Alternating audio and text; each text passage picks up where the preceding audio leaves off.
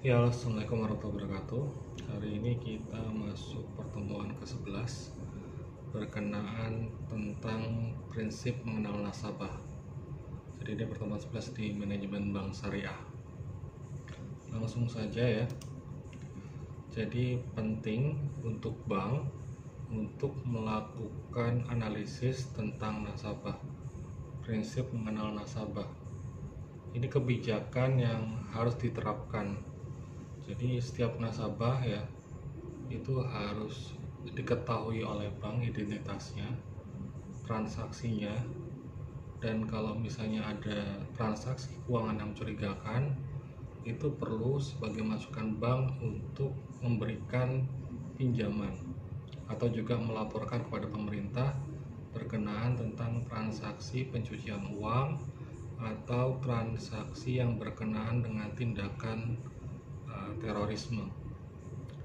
Kewajiban menerapkan prinsip mengenal nasabah banyak ya, undang-undangnya ada 3, peraturannya juga ada beberapa.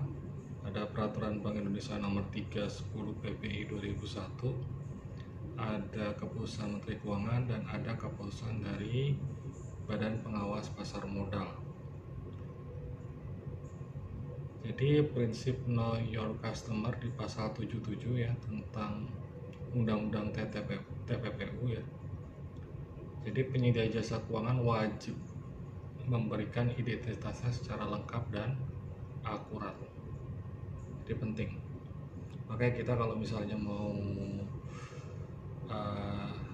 nabung gitu ya, bikin tabungan, kita diminta banyak data, KTP dan sebagainya, rumah. Nah, nabung saja diminta identitas. Bagaimana kalau misalnya kita mau minjam uang? Berarti datanya harus diuji, dianalisis dengan seksama. Makanya banyak hal yang diperlukan bank untuk bisa memberikan keputusan layak atau tidak dalam meminjamkan uang. Oke, prinsip know your customer dalam transaksi. Pertama, nama jelas, identitas, alamat lengkap, hubungan hukum antara pelaku dengan pemilik gitu ya. Kayak kalau misalnya kita mau beli rumah, yang tanda tangan itu bukan hanya suami, istri juga diminta tanda tangan. Jumlah uang yang ditransaksikan, media transaksi, profil nasabah, di situ ada pekerjaan, jabatan, jumlah penghasilan dan sebagainya. Terus tujuan penggunaan dananya untuk apa? Sumber dananya apakah dari bank kita saja atau ada bank lainnya? Dan sumber dananya ini untuk penggunaannya buat bisnis atau buat individu atau pribadi. Jadi bank wajib memelihara profil nasabah ya, pekerjaan, jumlah penghasilan, rekening lain yang dimiliki. Jadi akan bisa didetek gitu kalau misalnya kita punya pinjaman di bank lain. Aktivitas transaksinya juga dilihat, dan tujuan pembukaan rekening jika misalnya kita mau buka rekening pinjaman atau rekening dana nasabah yang seperti umumnya tabungan. High risk customer, jadi ada customer yang resikonya tinggi. Pertama, resiko yang di negara. Jadi ada negara-negara yang banyak diindikasikan sebagai teroris. Ada juga negara yang NCCT, maksudnya apa ya? Non kooperatif, tidak bisa bekerja sama dalam mengungkap transaksi keuangan, itu juga berbahaya. Di customer ada PEP. PEP itu politik expose ya, profile atau personal. Jadi aktivis politik yang ada di legislatif yang punya masa jabatan terbatas 5 tahun dan sebagainya, itu juga high risk karena belum tentu setelah 5 tahun itu bisa bertahan. Begitupun dengan eksekutif, yudikatif dan sebagainya. Nah, di dalam PP itu ada ASN atau pegawai sipil ya, punya negara seperti TNI, Polri, dan sebagainya. Nah, seperti TNI ini juga resikonya besar karena juga ini alat negara di pertahanan, jadi kemungkinan untuk terjadi resiko kematian itu tinggi. Di customer juga ada WNA ya, warga negara asing, itu juga resiko mengejarnya itu juga butuh biaya besar, dan ada namanya tersangka atau terdakwa juga resikonya tinggi. Di bisnis ada full service, jadi full service provider atau FSP itu yang jasa ya, sekarang ini jasa terutama pariwisata full service, misalnya buat umroh dan sebagainya. Kalau kondisi seperti sekarang COVID ini resikonya tinggi karena juga bisa saja terjadi pembatalan sepihak. Real estate sekarang juga sedang kondisinya juga kurang bagus ya, ini juga high risk. Dealer mobil, nah saya baca kemarin penurunannya luar biasa sampai menyentuh 90% penjualan di tahun ini tidak bisa mobil tersebut terjual seperti tahun-tahun sebelumnya. Toko emas dan sebagainya. Jadi harus menilai resiko peminjaman. Dan butuh tim untuk bisa menganalisis ini, ada unit khusus untuk pengenalan nasabah. Nah, bagaimana peran dari Know Your Customer ya? Kebutuhan ini, masalah ini adalah perintah atau aturan yang harus dipenuhi karena ini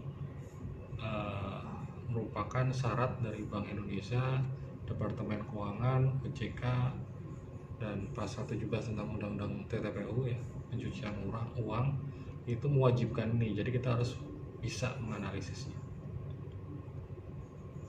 Reportnya, alatnya itu unit yang dibentuk sama perusahaan, nama bank.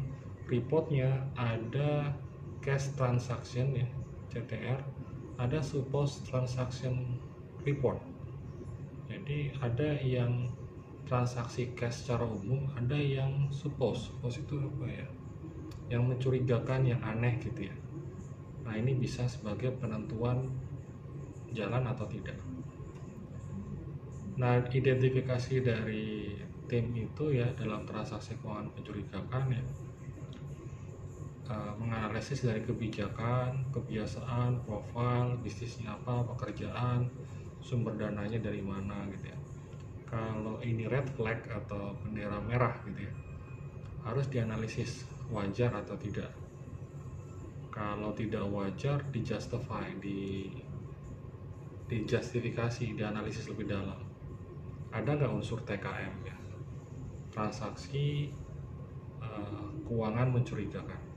Kalau ada ya dilaporkan, dan itu bisa sebagai catatan dari Bank Indonesia untuk mencegah. Tindak pencucian uang gitu ya, resiko yang berkenaan tentang hukum, reputasi, operasional, ini butuh mitigasi. Mitigasi itu pencegahan. Dasar hukumnya bisa lihat sendiri, termasuk pendanaan terhadap tindak pidana korupsi. Dan perlu kiranya bank itu melakukan customer due diligence atau CDD. Customer itu konsumen, due diligence itu adalah pemeriksaan secara seksama sehingga clear nasabah ini tidak bermasalah. Dan juga ada penerapan dari risk based approach atau pendekatan dari didasarkan resiko-resiko yang diambil. Pengawasan aktif ini bank wajib menerapkan program dari PPT sama APU gitu ya. APU itu bicara tentang pencucian uang, sedangkan PPT itu pencegahan dari terorisme. Ini penting sehingga paling kurang itu ada pengawasan aktif direksi dan komisaris, dibuat kebijakan dan prosedurnya, pengendalian internal, pembuatan sistem informasi manajemen yang bagus, dan terakhir ada pelatihan terhadap sumber daya manusia sehingga lebih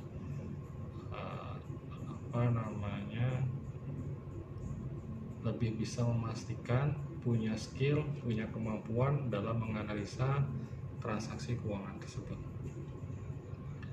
Oke, ketika data nasabah itu clear, transaksi keuangan di bank itu tidak ada masalah, terus ada uang keluar masuknya untuk bisnisnya bagus, kita bisa menganalisis bahwa ini individu atau perusahaan bagus dalam transaksi.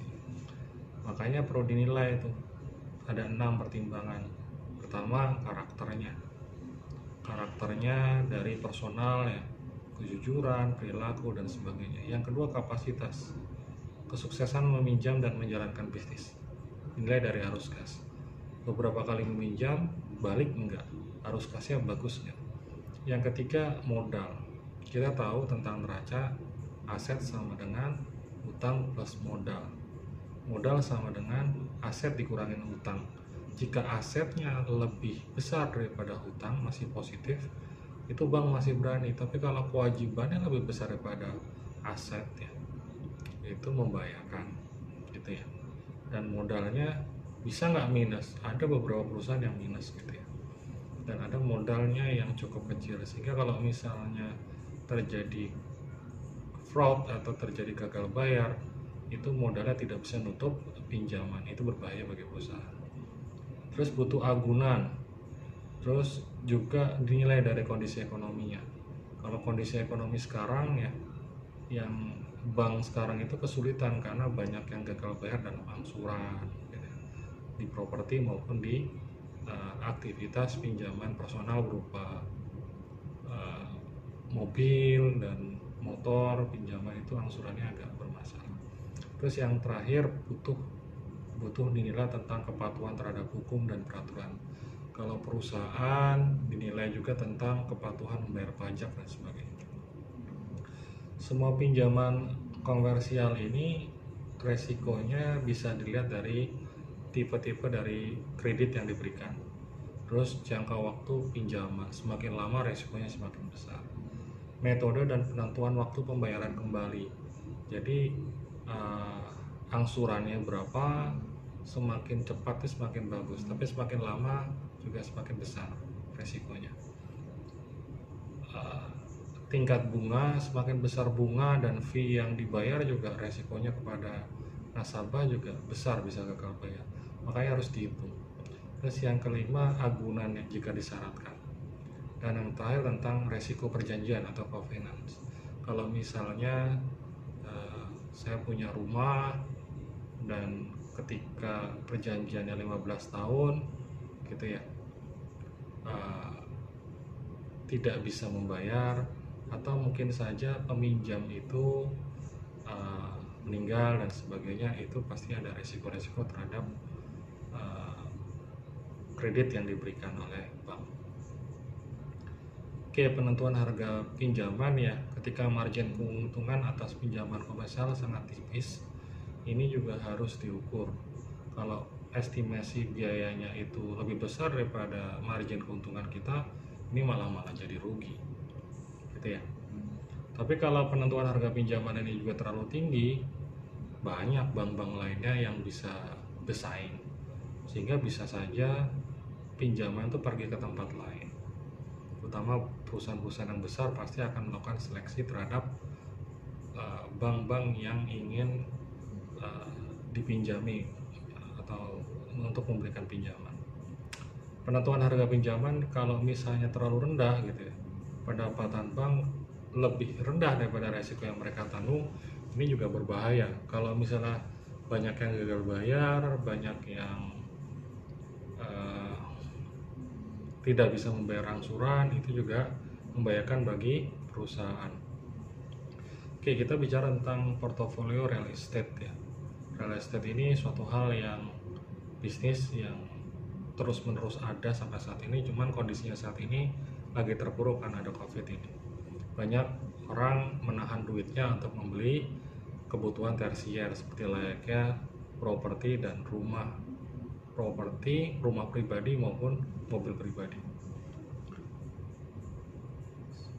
Properti banyak ya, apartemen juga properti. Oke, keputusan tersebut memperhitungkan resiko dan pengembaliannya. dan harus melihat karakteristik lender peminjam, lihat dari pasarnya tumbuh atau tidak, dan para peminjamnya.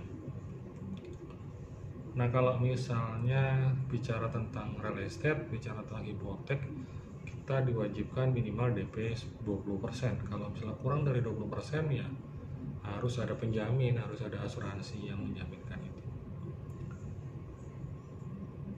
Nah, real estate ini cukup menarik karena tahan lama, mudah diidentifikasi karena strukturnya itu tidak mudah dipindah-pindah gitu ya, fix, sehingga mudah untuk bisa menentukan layak atau tidak.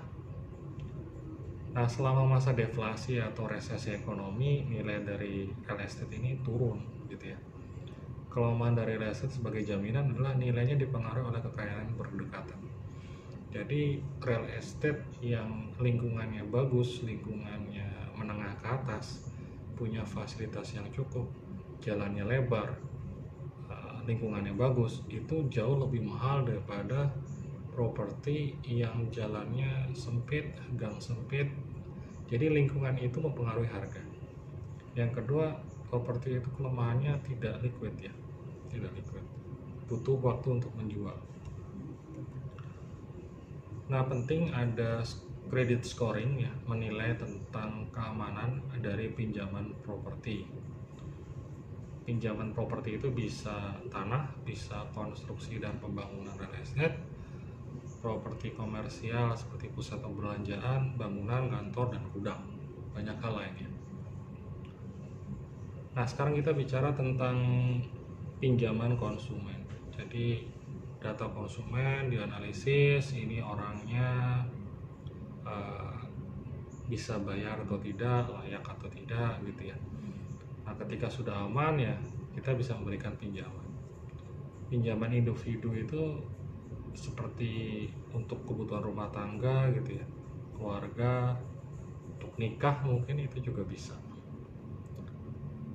Kredit konsumen adalah jantung perbankan yang eceran. Jadi kalau ada perbankan-perbankan seperti finance ya, atau BPR atau BPRS yang kecil-kecil, ini nembaknya kebanyakan individu. Sasaran pemasarannya di individu gitu ya. Nah, sedangkan kalau yang menengah besar gitu ya, pemerintah, ini biasanya oleh perbankan yang besar. Perbedaan pinjaman konsumen dengan pinjaman komersial dan real estate ya, konsumen itu bunganya besar pasti ya, dan relatif kecil karena bukan perusahaan, individu. Dan ini masalahnya, bunga besar itu karena kenapa? Karena mobilnya tidak dijamin dengan jaminan. Jadi pinjaman uangnya misalnya untuk individu, untuk kebutuhan rumah tangga itu juga tidak dijamin, tidak ada jaminannya. Kalau properti ada jaminannya. Beberapa pinjaman komersial adalah batas kredit terbuka, jadi ada batasan maksimal. Jadi kalau misalnya kita punya gaji 10 juta, maksimal angsurannya 30%, 3 juta. Tergantung banknya ya, yang aman sebenarnya 30%. Nah, kalau kita minjam hanya 1 juta gitu ya, kita boleh minjam lagi 2 juta. Makanya bank butuh data dari berbagai rekening bank gitu ya. Kita akan kedetek, akan ketahuan kalau misalnya kita ingin minjam 3 juta terus mau minjam 3 juta lagi gitu ya. Karena rekening bank yang lainnya bisa kita didetek sama bank, bisa menggunakan data SID-nya Bank Indonesia gitu ya. Jadi percuma kalau misalnya kita juga bahasanya menutup-nutupi, karena NIP kita, nama kita, sebagainya sudah bisa dilingkan. Risiko terbesar dari kredit angsuran yaitu risiko gagal bayar. Pinjaman konsumen banyak ya, mobil, kartu kredit ya, pinjaman rumah, dan sebagainya. Terakhir ada sewa guna usaha. Maksudnya apa sewa guna usaha? Sewa guna usaha itu bank punya resiko untuk menjual terakhir ketika perjanjiannya selesai. Contohnya perjanjian dengan perusahaan pelayaran. Bank bekerja sama berkenan tentang pembelian kapal gitu ya. Nah, pihak yang menggunakan kapal dianggap sebagai sewa guna. Jadi tiap bulan dia harus melakukan pembayaran sewa gitu ya. Dan punya jangka waktu misalnya 20 tahun gitu ya, atau 10 tahun gitu ya. Nah, di akhir periode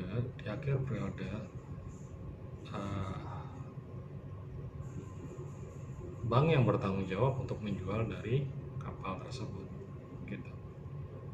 Sehingga sewa guna ini harus dihitung tentang residu nilai akhirnya, jangan sampai merugikan sama bank. Sekarang banyak yang menggunakan sewa guna usaha. Komputer yang di perusahaan-perusahaan tersebut banyak yang tidak beli tapi menggunakan sewa guna usaha, penggunaan 5 tahun, setelah itu selesai, komputernya dijual atau pihak yang memberikan pinjaman itu yang dijual, seperti itu. Dan pastikan ya, bank mengambil resiko atas nilai pasar yang ketika dijual ini ya, jangan sampai lebih rendah daripada nilai residu. Kalau lebih rendah daripada resikonya adalah kerugian bagi bank tersebut. Saya kira cukup untuk pertemuan kali ini ya, semoga bermanfaat dan teman-teman bisa memahami pentingnya mengerti tentang nasabah ya. Saya kira tidak hanya untuk di perusahaan bank, semua bisnis harus mengerti tentang profil dari pelanggan ya.